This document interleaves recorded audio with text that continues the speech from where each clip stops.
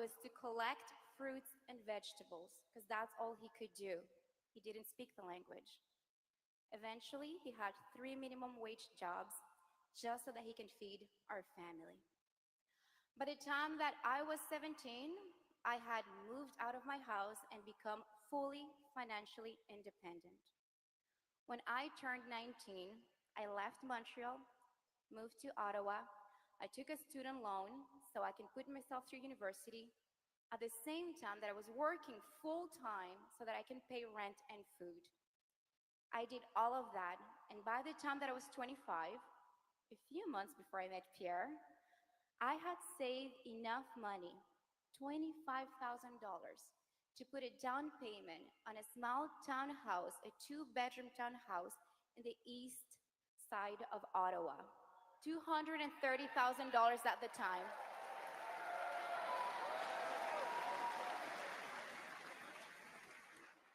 So I was 25, single woman, able to buy a little house, $230,000. That was in 2012, 3 years before the Liberal government took office.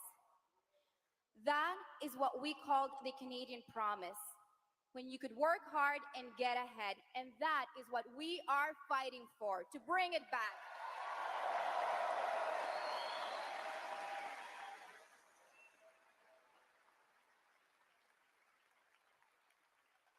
So my family and I, we truly understand what's going on. And that is why we stand united in this fight. That is why I am by my husband's side every single day. I'm not just a prop, guys.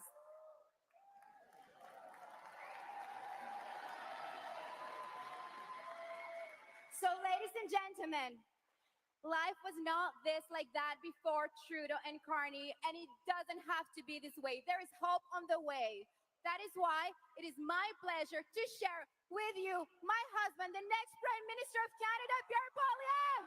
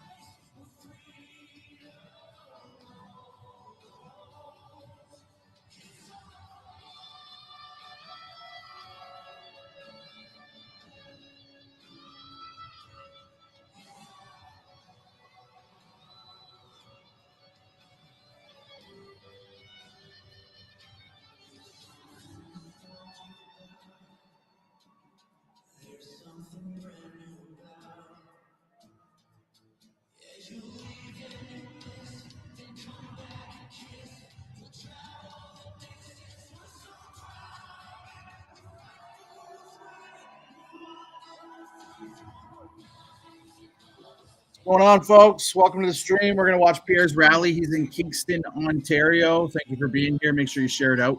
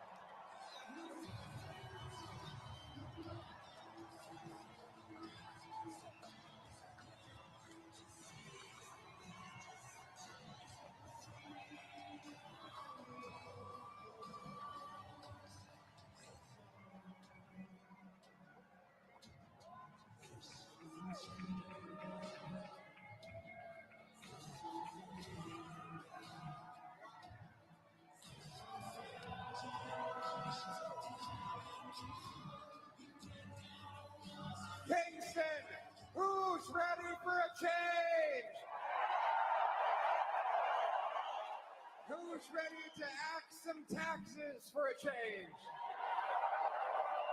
Who's ready to build some homes for a change? Who's ready to bring home our jobs and take back control of our country from the Americans for a change?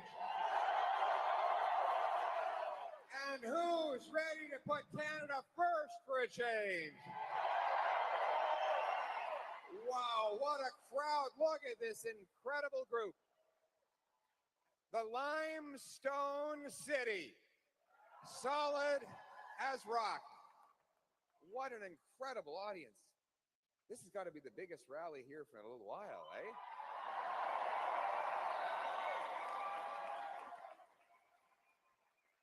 Who thinks we should put up a big, beautiful statue in every city in this country honoring John A. Macdonald?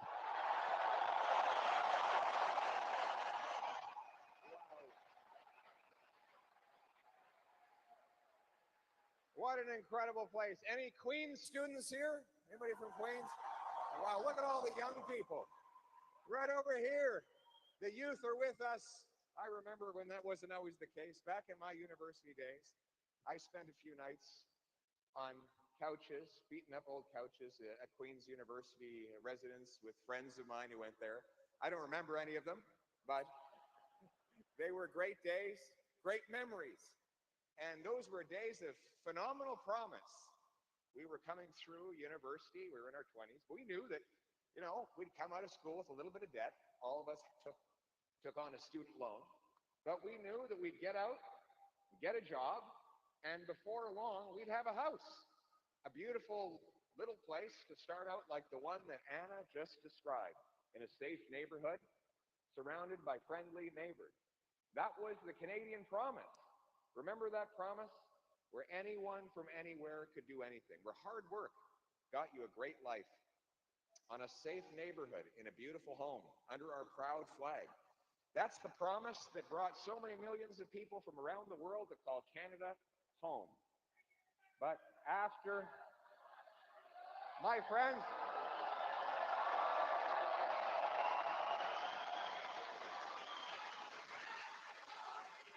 thank you.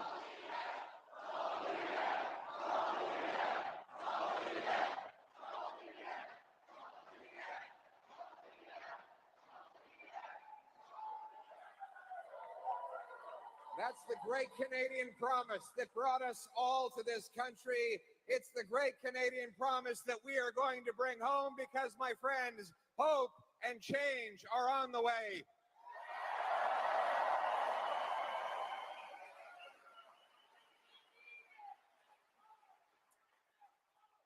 Before I get into the broader context of my remarks tonight, I should address yet another unfair attack on our economy from the U.S. president.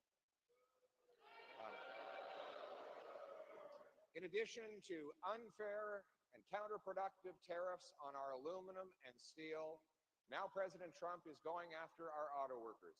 After, for decades, workers on both sides of the border locked arms to build the greatest auto sector in the world, the president is betraying America's closest friend and attacking our economy, proving once again that Canada must end its era of overdependence and weakness. We must be an economic fortress that can defend itself, that can stand up for its own people and put Canada first.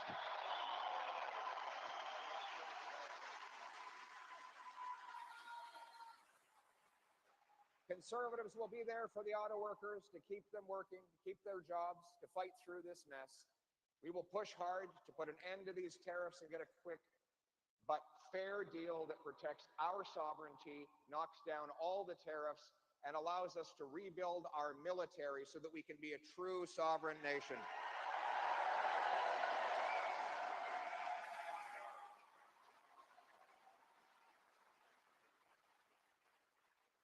But to do that, I need your help. If you believe that we need change in putting Canada first, then I need you to elect the great Brian Patterson as the next member of Parliament for Kingston. There he is. Come on up here. Come on up here. Here he is, the mayor.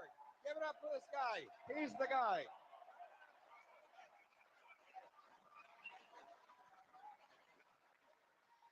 Three-term mayor, known for cutting red tape, keeping costs down, running a tight ship, standing up for his people, always being there. The man who answers the phone and returns his calls and puts the people first. He is someone who will always remember that his job is to fight for Kingston in Ottawa, not for Ottawa in Kingston.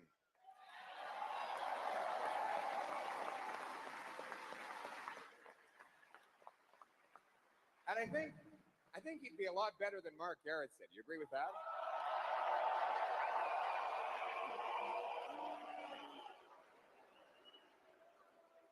So Mark Garrettson reminds me of he's been trying desperately to get in cabinet for a decade. He would literally say anything to try and win the favor of Justin Trudeau. Defended doubling housing costs, the rampant crime on our streets, decriminalization of crack, heroin, cutbacks to our military, disrespect of our veterans, blocking pipelines and shutting down our economic independence. He defended it all so that he could get a seat at the cabinet table, and it never happened. He reminds me a little bit of the politician who was desperate to get in the Senate in the era of John A. Yeah, have a seat, relax, stay a while. Take a load off. You know, this politician, a lot like Mark Garrettson, showed up.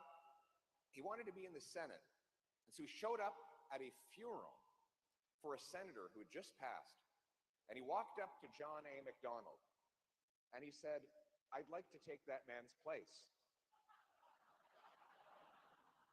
And MacDonald said, "It's too late. They already nailed the coffin shut." Oh, if you don't laugh, you cry, right? You know, this city is a very special place. They call it the Limestone City because it's literally made of limestone, the most beautiful limestone structures anywhere in the world. Great Fort Henry, not far away, a real fortress and a symbol to resistance against potential American aggression, isn't it? It's a reminder that we are a peaceful, friendly, kind people, but never mistake our kindness for weakness. We stand up for ourselves and we put our country first.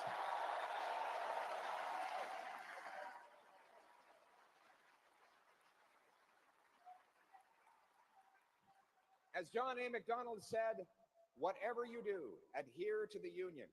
We are a great country and shall become one of the greatest in the universe if we preserve it. And so we must work every day and in every way, not just to preserve the country that we have, but the promise that it has made to each and every one of us." That's the two-way street that the Canadian Promise represents. Yes, you get the promise made to you that hard work will get you a great life and that you can do anything you want. But in exchange, you have to stand up and fight to make sure that promise is available to everyone else. The promise was made to me when I was born to a 16-year-old single mom who put me up for adoption to two school teachers.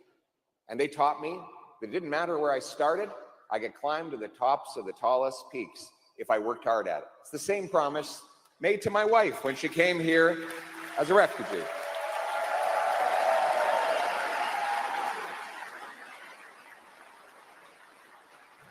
This country has given us everything that we have. And we, our family, believes we owe it to the country to give back, to fight for the country that we inherited from those who came before us. That ultimately is what the Great Limestone represents. It doesn't fade away. It resists the harsh elements. It can even stop cannonballs. It is so solid, it's like a fortress. And that is the nature of our country. We must become an economic fortress capable of standing our ground and protecting our future.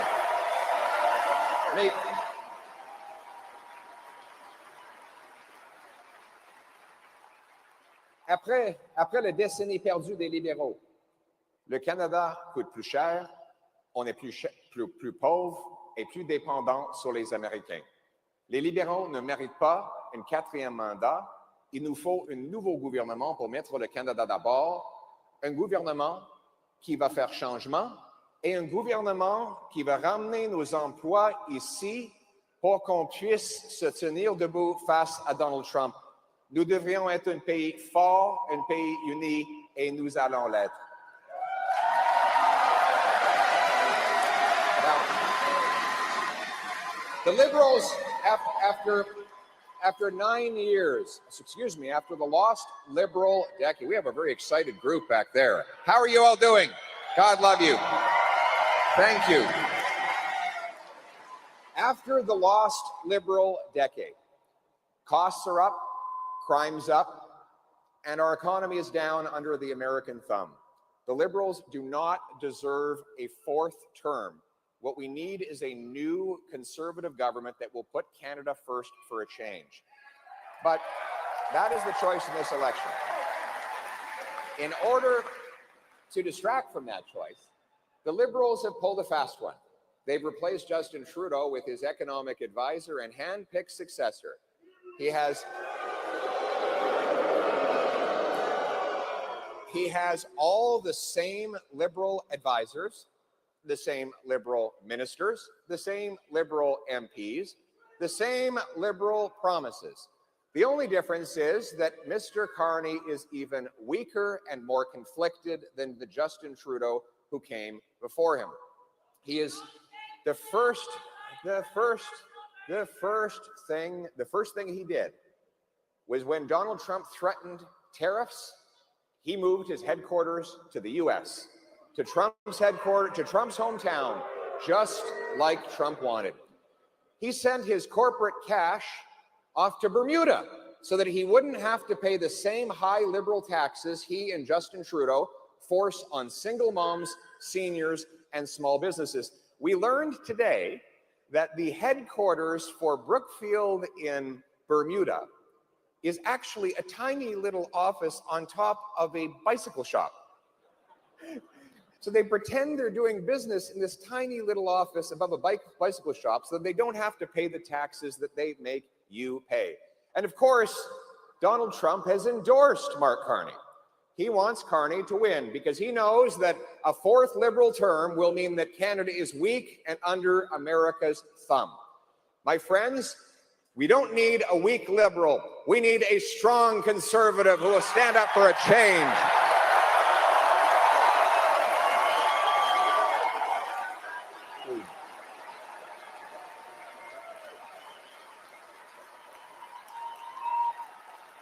Thank you. Thank you. And it starts with a bring it home economic plan. The goal is to bring back our jobs, our businesses, our economic sovereignty, so that we're no longer so dependent on the Americans. Right now, the problem is the Americans get 75% of our exports. We sell twice as much to the Americans as we sell to other provinces. We've lost $500 billion investment dollars to the South in the last 10 years. That means Canadian pension money, RRSP dollars are in the States building pipelines, mines, business centers, and other economic infrastructure that pay wages to American workers with our investment money. That is the Liberal record of handing over our economy to the Americans. By contrast, we want to bring it home. And that is why, with the help of Shelby Newman-Cramp, a businesswoman and our member of parliament,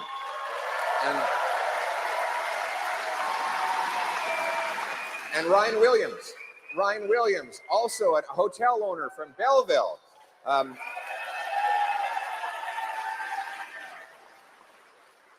And the great Scott Reed, whose family founded Giant Tiger.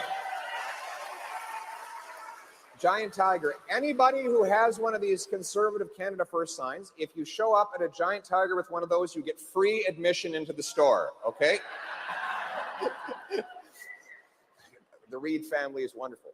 We have built an economic package. We're going to talk about Michael Barrett in a minute, but we've got some other things to say about the great Michael Barrett.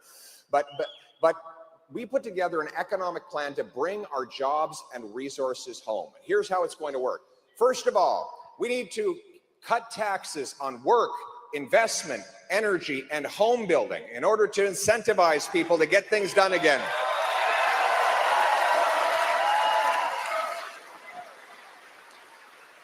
So let's start with income tax. What is income tax? It's the fine you pay for the crime of working hard.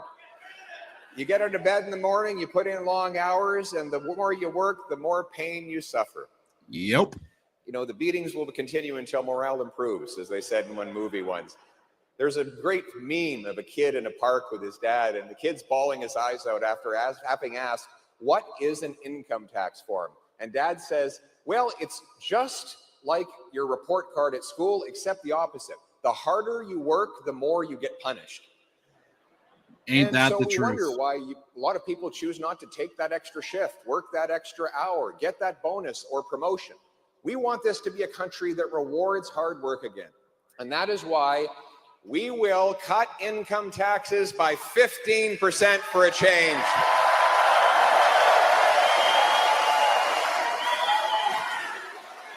You like that?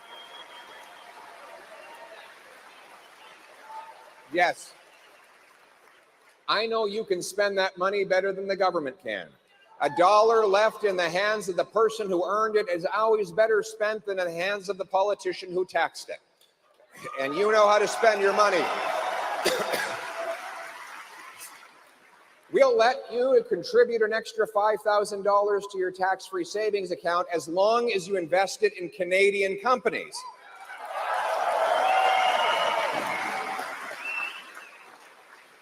And then there's the carbon tax. Mark Carney must think that Canadians are really stupid. So Liberals passed the carbon tax, charged it to you for 7 years. They increased it, passed a law, which is still in place, to increase the tax over the next 5 years up to 61 cents a liter. And then, leaving that law in place, just a few days before the election, they decide to hide it from the gas pump in the hopes that you'll forget that it was ever there, re-elect them so that they can put the tax back on and raise it higher than ever. On top of that, Mr. That's Carney exactly says he what's wants going to a happen. big industrial carbon tax on our steel, aluminum, and our big automakers. So let's get this straight. Donald Trump and Mark Carney agree. Both of them want to tax Canadian industry. Trump wants to do it with tariffs. Carney wants to do it with carbon taxes. I want neither. I will axe the tax for everyone, for everything, for real, for good, for a change.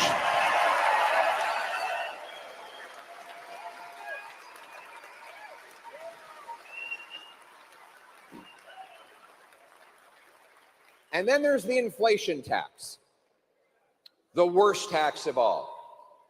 It's the worst tax because it's undemocratic. It is unfair. It is sneaky. And it takes from those with the least to give to those with the most. Let me explain what the inflation tax is. When government wants to take more of your money, but they're afraid to admit it, they don't go into the House of Commons and pass a tax increase. They start spending more than they have, and they have the central bank print the cash to pay for it. So in roughly the last 4 years, the money supply increased from 1.8 trillion to 2.5 That's facts, Wheel Burner trillion, Express. a That's fact. 40% increase, during which time the real economy only grew by 4%. In other words, the money is growing 10 times faster than the stuff that money buys. Now, you might say, well, more money, that's a good thing, isn't it? Well, not if you don't have more of the stuff that money buys. If you have 10 apples and $10, it's $1 an apple.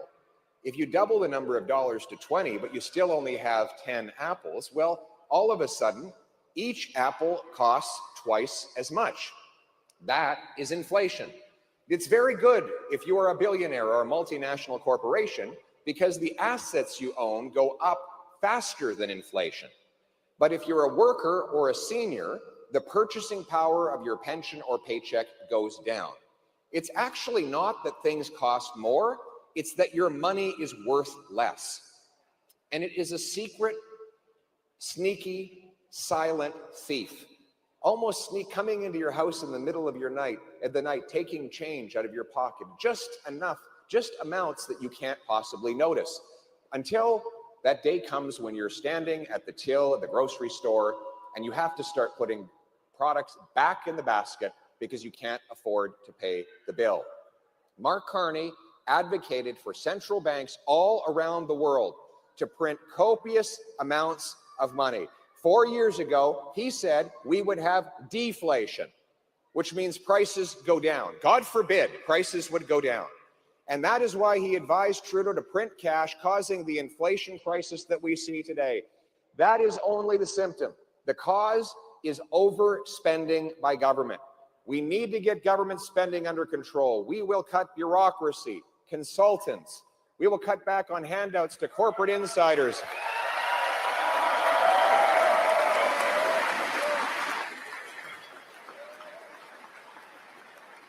We will cut back on foreign aid to dictators, terrorists, and global bureaucracy to bring our money home.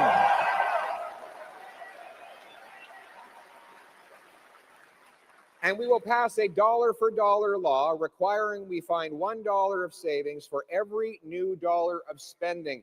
Single moms, small businesses, and seniors make those trade-offs every day. You've been pinching your pennies long enough. It's time for the government to start pinching its pennies too.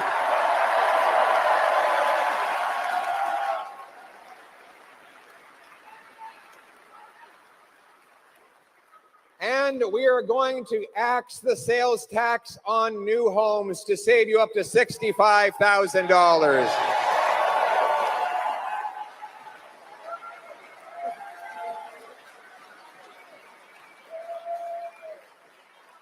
In short, the choice in this election, after the lost Liberal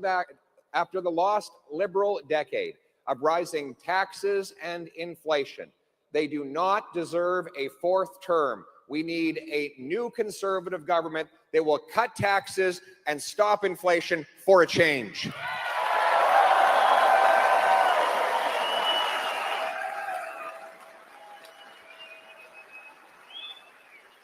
And I got a question for you. How are house prices here in Kingston?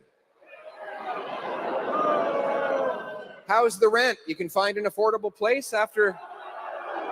Oh, that can't be true. The Liberals promised affordable housing. Oh, you must be hallucinating. The Liberals said, no, but the Liberals said that housing would be affordable if you just put them in power for 10 years. Now they say if you just give them a fourth term, they'll make it affordable. Anybody believe them? So this is what happened.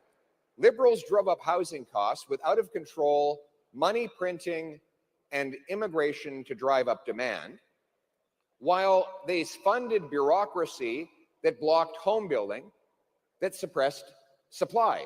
You have vastly more demand, you have no more supply, you have much higher prices. And that is how we got into this mess during the lost Liberal decade. To respond to it, they started creating new government programs. They said if we just had bigger bureaucracies in Ottawa, that somehow housing would become more affordable for the people in Kingston and Calgary and everywhere else. Well, surprise, bureaucrats don't build homes. We need people who actually build houses, not building bureaucratic office spaces in Ottawa. Well, what is Mr. Carney proposing now? Get this, the exact same thing as Justin Trudeau on housing, but on steroids. He wants a $35 billion government home building corporation that will, what he says, build prefab homes with no parking spots. Because of course they don't want you to drive. You know, you'll own nothing and be happy. So if you elect the Liberals, the hope is that one day they'll make you a tiny prefab home with no parking space that they will own and you will rent from the government. Does that sound like a bright future to you? No. We know that the real reason that we can't get housing built is because of taxes and bureaucracy. We have the second slowest building permits in the OECD. It takes 3 times longer to get a permit in Canada than it does in the UK or the US. That's why we have the fewest homes of any country in the G7, even though we have by far the most land to build on. To change it, we need strong national leadership to get rid of the sales tax on new homes, incentivize municipalities to speed up permits, free up land, and cut development charges.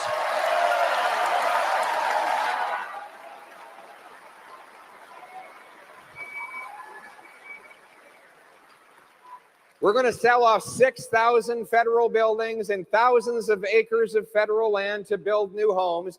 And most important of all, we are going to have the boots, not suits, to build the homes we need.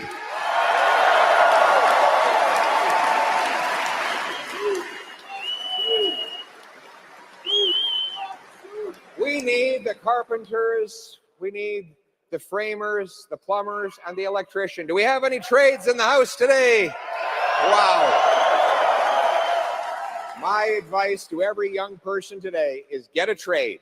Get a trade. All the best jobs are in the trades. You'll do the trade itself, and then you'll take the brain power, the problem solving, and the common sense.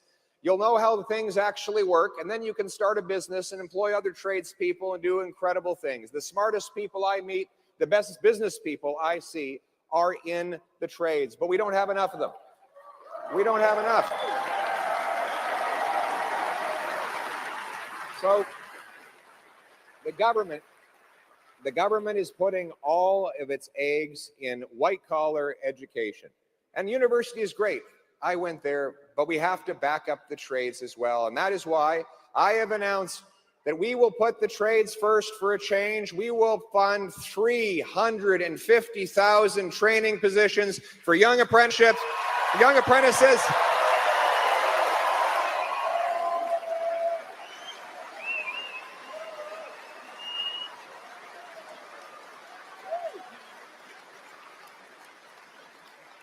Young apprentices, we're going to bring back the $4,000 apprenticeship grant to help low-income apprentices pay their bills. We'll make sure that you get the income support you need while you get yourself off the ground as you're learning those skills. We'll partner with our great building trades unions. Did you see the unions that have come out to support the Conservatives? Isn't that amazing? I love the building trades union. Did I tell you that I'm actually doing an apprenticeship myself right now on the side? Yeah, for cabinet making. It's going to be a great cabinet, much better than the cabinet we have right now.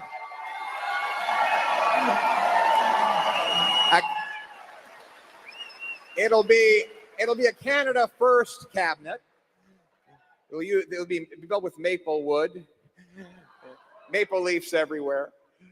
But I'm also going to give a big, beautiful present to every high school principal. I know that education is provincial, but there's nothing in the British North American Act, Scott can correct me if I'm wrong, that says that we can't send a present from the Prime Minister to the principal. It's going to be a big box. It's going to be the size of this entire stage.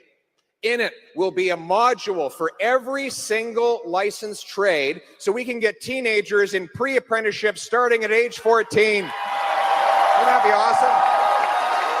Wouldn't that be awesome? Get a trade.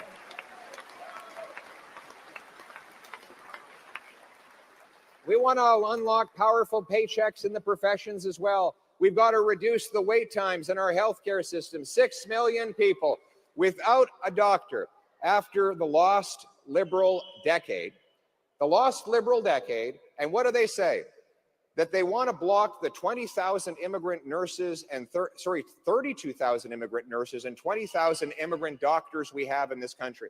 They can't work because there's no way that they can prove their qualifications. And so my approach is totally different than the current approach, which is bureaucracy. What I say is we did it in the trades with the Red Seal 70 years ago. It worked. Let's create a blue seal so that our immigrant professionals can take a test, prove they're qualified, get working in our hospitals. Get working in our hospitals. But we need to bring home powerful paychecks that will make our economy economically independent and self-reliant. That means unleashing the production of Canadian resources.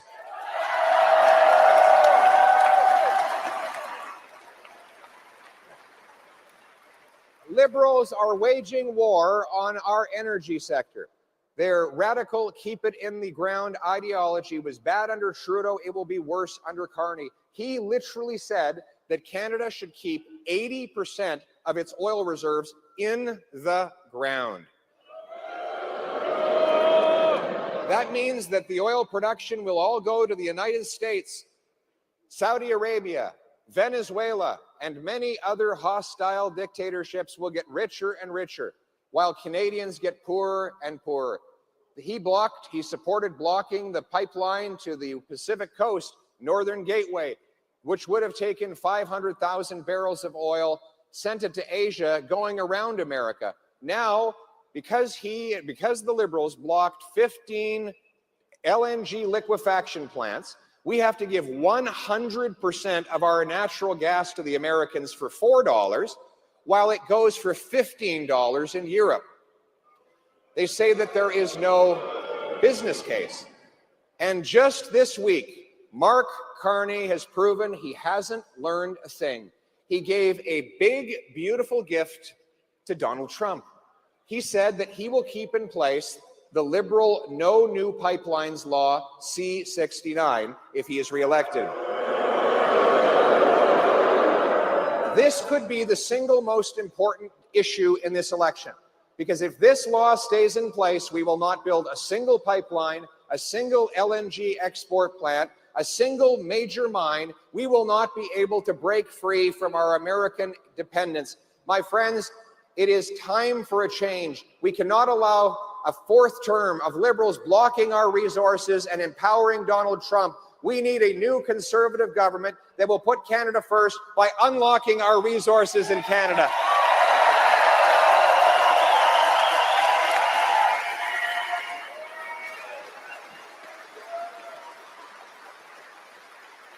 We will repeal. The energy companies have come forward with 5 clear demands. 1, they need us to repeal C-69, the No New Pipelines Law. I say yes. 2, they say that we need to have approval times for major projects of 6 months. I say yes to that too. 3, they say we need to get rid of the energy cap that stops our companies from growing. I say yes, let's scrap the cap and produce more energy here in Canada. They say that we need to get rid of the industrial carbon tax. I've said yes to that. And they say we need to partner with First Nations to allow them to invest in, profit from, and gain paychecks through new resource projects. I say yes to that too. My friends, we are going to unlock Canada as an energy superpower under a Canada First government.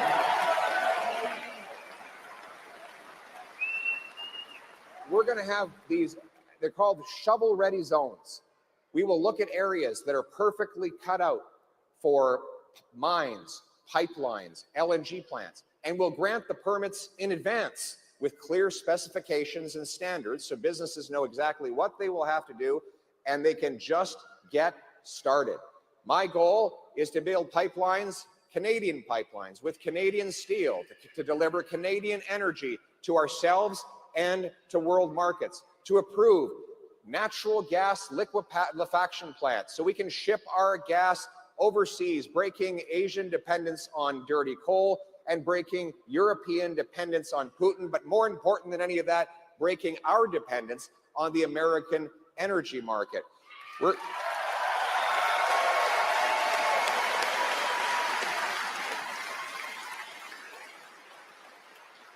going to grant permits to start digging mines and building roads up to the Great Ontario Ring of Fire.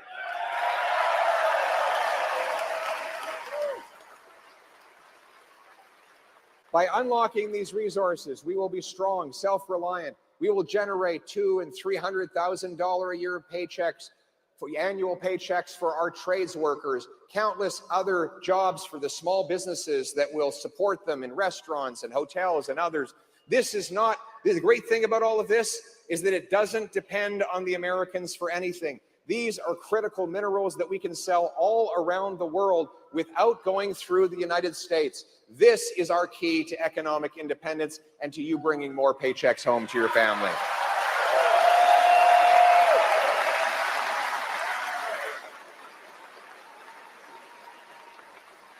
So again, the choice is, after the lost Liberal decade, are we going to elect them to a 4th term to make us weak, to keep our resources in the ground, and make us dependent on the Americans, or I just want to show this comment here, guys. This is a funny comment. The struggling Canadians vote for Pierre Poilievre, and they are gullible or extremely stubborn that don't care. Yeah, okay there, bud. I'm pretty sure Justin Trudeau and his policies created struggling Canadians.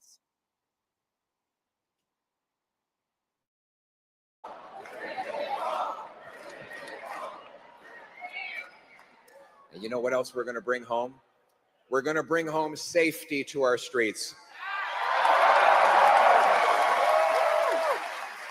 We will stop the crime for a change.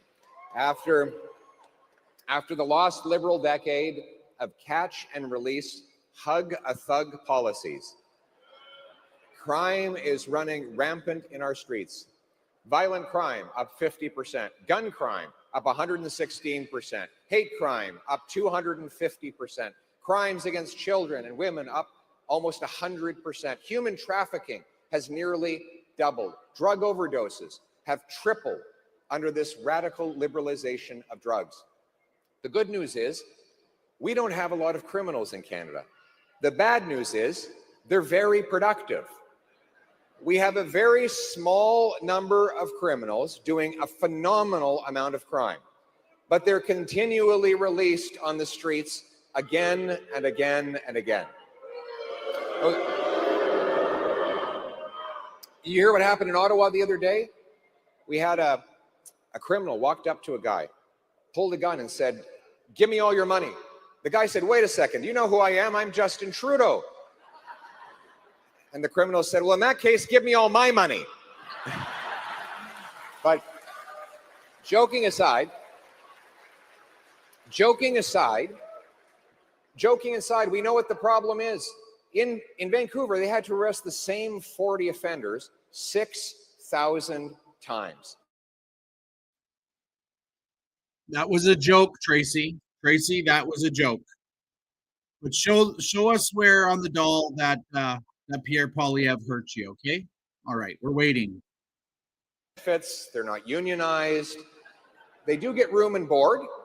They come in and they go out. It's like the Hotel California. They check out, but they never really leave, right? But that's what we need to change. This is as a result of Liberal catch and release law C-75, which requires judges release offenders at, quote, the earliest opportunity under, quote, the least stringent conditions.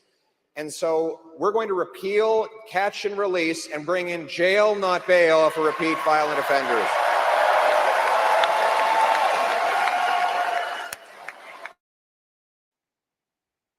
There it is, Tracy. There it is. You're showing your true liberal colors, hey? You just want everybody that's politically different than you to be unalived or imprisoned. It's typical liberals. Thanks for showing everybody on the stream what you stand for there, Tracy Sheridan. Go to jail. They go home to watch Netflix. Well, you know, right now, if you steal 100 cars, you get house arrest, you can watch Netflix, or you can play Grand Theft Auto in your living room, or walk out the front door and do the real thing all over again. A Canada First conservative government will end house arrest for chronic offenders, and we will lock them up.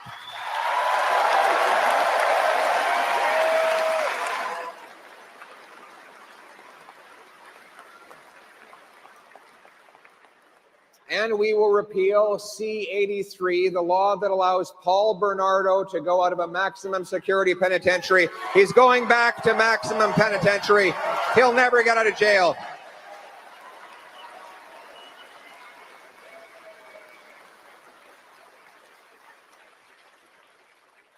And then there's the guns.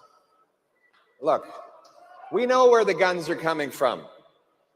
The US president complains about stuff coming from our country into his country. What about all the illegal guns that are coming from the US?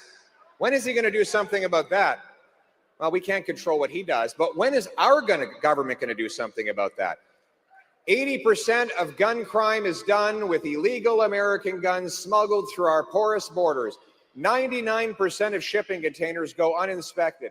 Much of our border is unguarded. In fact, CBSA is not even allowed to guard spots between official points of entry, and so the guns come straight in. When I'm Prime Minister, we're going to put Canada first for a change with 2,000 more CBSA officers, scanners to look into shipping containers, watchtowers to interrupt guns, drugs, border crossers, and stolen cars.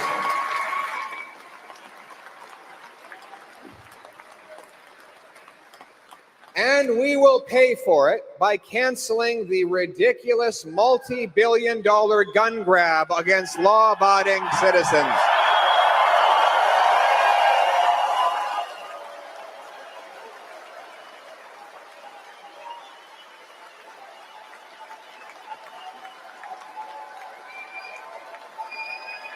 Protect our hunters. Hunters, look at the hunters here. Make sure you send the message far and wide. If the Liberals are elected to a fourth term, they will ban every single hunting rifle in this country. They've already announced their intention to do it. They're going after our hunters.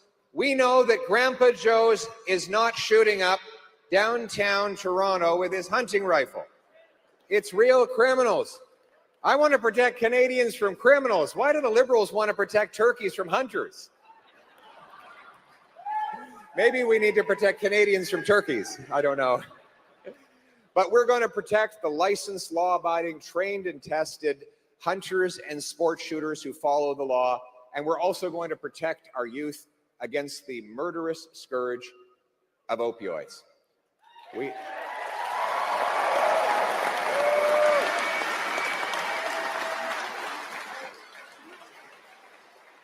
Not a day goes by that I do not meet a parent or a loved one who has lost someone dear to them to this terrible poison. Fentanyl is 100 times more powerful than heroin. 40 milligrams is enough to kill 20 people. We've lost 50,000 Canadians over the last decade, more than died fighting for Canada in the Second World War.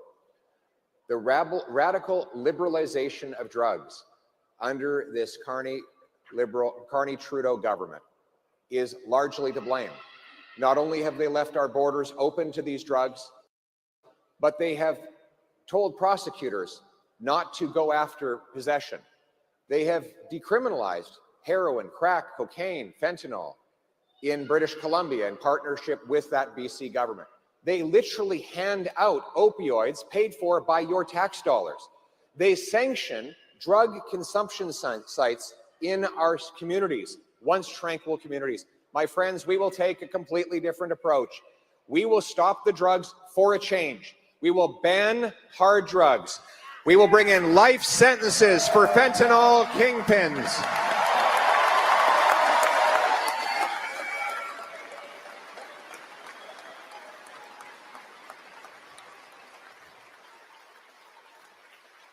We will stop giving out taxpayer-funded opioids, and instead, we are going to invest in treatment, rehabilitation, and recovery to bring our loved ones home drug-free.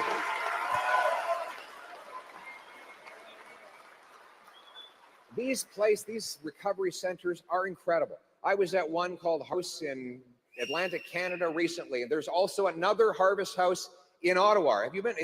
You work there? We have the president of Harvest House. Give it up to a great hero. I love Harvest House.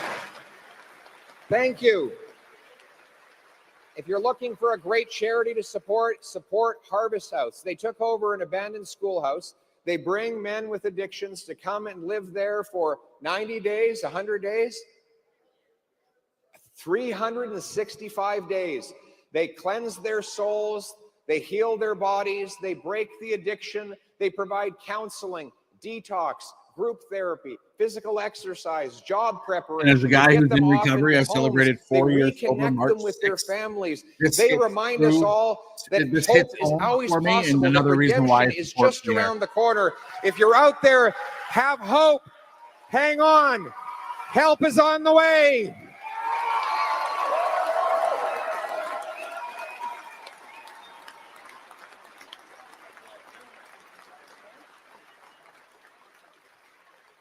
We're going to put our country first again by supporting our great men and women in uniform of the Canadian Armed Forces.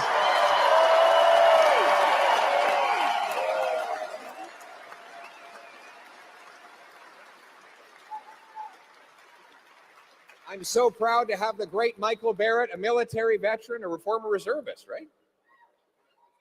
Reg Force member. He was a Reg Force member. I thought you were a reservist. Even more impressive than I thought. This guy gets better each day. Our corruption buster in Parliament was actually a regular force member in the armed forces. What was your regiment again? I was a lineman with 1 SIGs, trained here at CFB Kingston.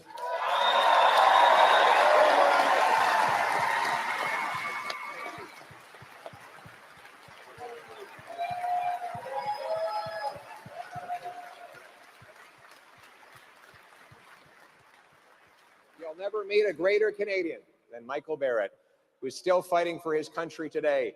And every day, in every way, he reminds me on Parliament Hill that we need to rebuild our armed forces, and we will. We will infuse the forces with more funds. We will fill all of the vacancies that have been left open after the lost Liberal decade. We're going to build 4 massive Arctic icebreakers to take back control of our icy northern waters. We will build northern landing strips. We will purchase the Poseidon aircraft that will help us to intercept and interrupt foreign submarines. We'll be putting our own submarines in those waters. Finally, we are going to open the first Canadian Forces base in the Arctic since the Cold War, CFB Iqaluit.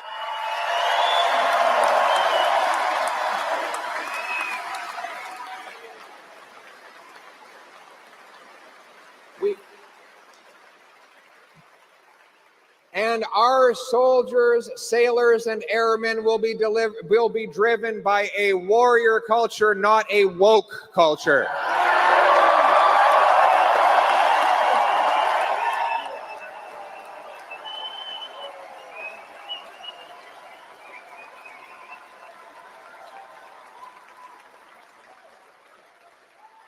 We're going to expand the Cadet Corps to get our young people doing Navy, Army, and Air Cadets, learning how to fly, learning riflery, outdoor survivalism, punctuality, respect, service. We'll send them on exchanges across the country so that a young person from, say, Toronto could go up and in bed with the Arctic Rangers and learn thousands of years of Inuit knowledge on surviving and surveilling in the North. This is how we bring our young people together in a spirit of service and patriotism and unite our country. After the lost Liberal decade, which has sought to denigrate our history and disrespect our veterans, we were going to uphold our proud history and our armed forces to bring our country together around a spirit of patriotism.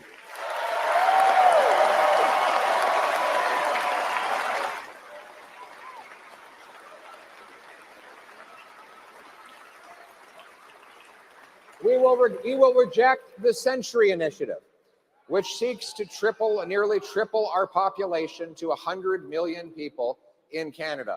This radical ideology has driven our system out of control. Canadians are the most welcoming people in the world, but over the last several years of liberal extremism, we've been growing our population 3 times faster than our housing stock. We can never allow Liberals to do that again. But Mark Carney's top advisor, Mark Wiseman, continues to push this Century Initiative, which is, again, another top-down scheme that is good for the large multinational corporations who want to drive down wages by bringing in a surplus of workers to take jobs away from our people. We're not going to let that happen.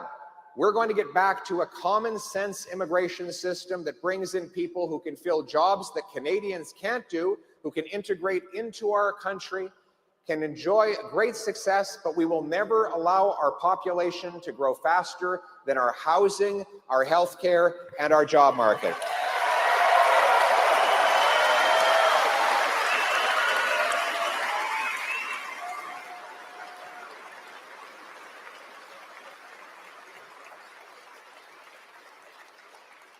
And we will put our country first.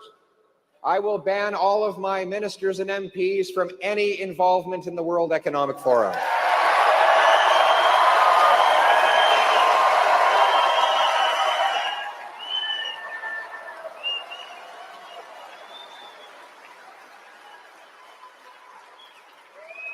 We'll uphold our history again. We will rebuild our statues and our monuments. In fact, we will put the famous five, Terry Fox, our soldiers, the founders of our country, back in the Canadian passport.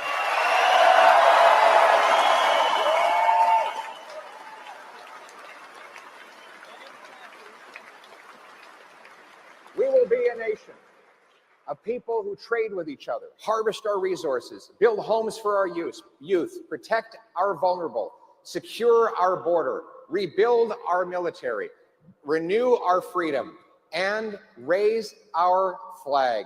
We will be a nation, we are a nation not of tax collectors and toll masters, of gatekeepers and grandees, of rule makers and rulers. No, we are a nation of entrepreneurs and explorers, of artists and adventurers, of workers and warriors, of pioneers and patriots.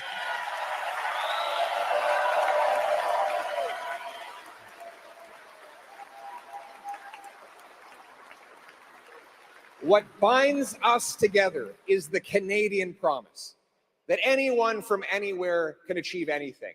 That when you get knocked down, there's someone there to help you back up, that you can get on your feet and have a brighter future.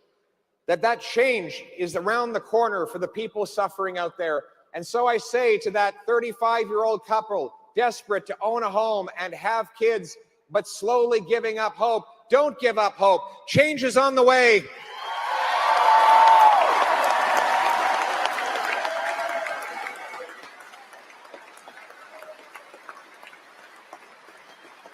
To the elderly couple choosing between eating and heating, have hope. Change and help are on the way for you too.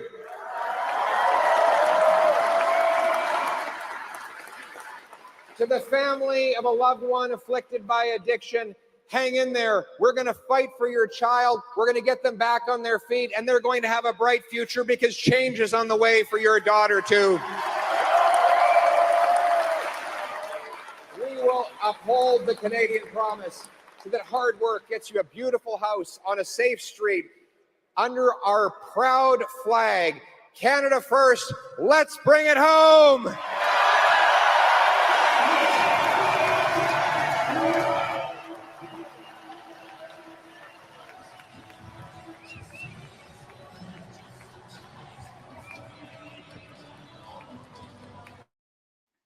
Wow, what an absolutely amazing rally, ladies and gentlemen, from Kingston, Ontario. Pierre Poilievre fills another room. I swear, it doesn't matter where he goes, coast to coast to coast. It really doesn't matter. Pierre Poilievre is filling rooms, and you cannot deny that. And I get it. There's a lot of people that don't want to support Pierre, and they want to talk a lot of nonsense. I'm just letting you know I support Pierre Poilievre and his run to be the Prime Minister of this great country that we call Canada. So when you're here and you're watching the live stream and you're here talking with your friends or whatever it might be, we don't really care that you dislike Pierre, okay? We don't. At the end of the day, we understand that there's people on one side of the aisle that will never change their opinion or view and will never vote conservative. But the meaning of my channel is simple, and it's easy, is I'm talking to the undecided voter. The undecided voter out there that maybe doesn't know what policy Pierre has versus Mark Carney, and maybe is just looking at their bank account over the last 10 years and deciding I might go conservative. All I can tell Canadians is this, and it's simple. Get out to the polls and vote. Use your voice. I don't care who you vote for. Use your voice. That's all we have. And Pierre Poilievre, looking at the rallies versus the polls, he's filling rooms, ladies and gentlemen. Mark Carney is not filling rooms. Mark Carney is acting a good act, but more is coming out on him every single day. You know, Brookfield Asset Management. He moved that out of Canada right before all these tariffs started happening. The man tax shelters his money outside of Canada, and yet he's going to save Canada. How does that make any sense to any of you guys? It doesn't. Anyway, 4 days left on the Pierre for Prime Minister hoodies, guys. Bring back common sense. You can go get them on my website, BertaProudDad.com. We're going to try to cover these rallies every chance that we get. Have a great night. I appreciate you.